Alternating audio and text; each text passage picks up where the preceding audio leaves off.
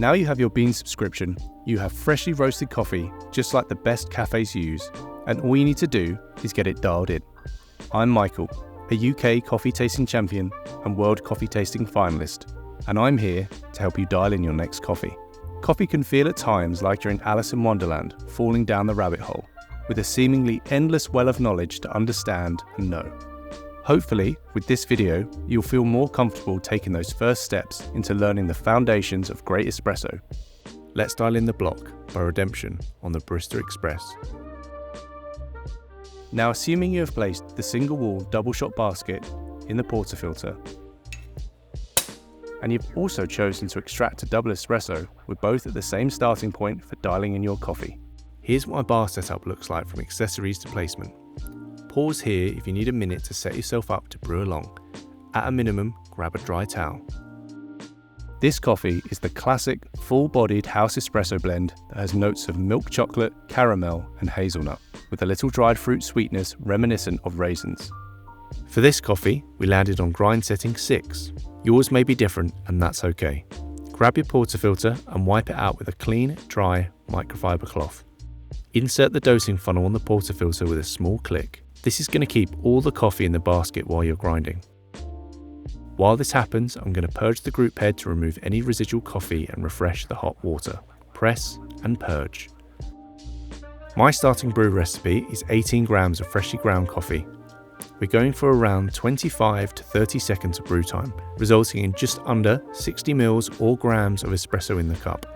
It's going to look like there's a lot of coffee in the basket, but that's why we left the dosing funnel on to settle the coffee bed without making a mess. Remove the dosing funnel and pick up your coffee tamp. Align your wrist and elbow in a straight line as best you can and press into the bed until the portafilter stops moving or pushes back at you. Wipe off any excess coffee around the rim of the basket to ensure you have a watertight seal. Let's check out the dose with the razor tool. Come over to your knockbox and just give the razor a little twist in a circular motion on the surface of the bed and ensure that any of the excess coffee is removed. Insert the portafilter into the group head. Press the double shot button and grab your favourite cup. You shouldn't see the first drop of espresso until around the 8 to 10 second mark. This is because we have pre-infusion.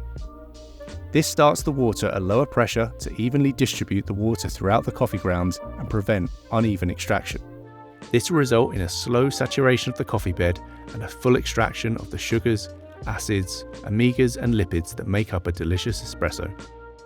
If your shot is extracted correctly, it will stop running after 25 to 32 seconds of contact time. Okay, let's give the coffee a swirl. Not only does this look fantastic, it allows the layers of espresso extraction to combine for a balanced, delicious and well-extracted drink. Did your espresso look and taste like mine?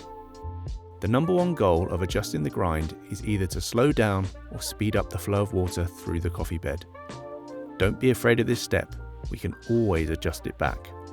If the water is too fast, the coffee may be sour. This is called under extraction. Adjust the grind a couple of notches finer to slow down the water through the bed. If the flow is too slow, the coffee could taste bitter or roasty. This is called over extraction. Adjust the grind a couple of notches coarser to speed up the flow of water through the coffee bed. Over time, all these steps will become second nature, and you'll go from having good coffee sometimes to great coffee every time. And you'll know exactly what you did, and more importantly, why you did it.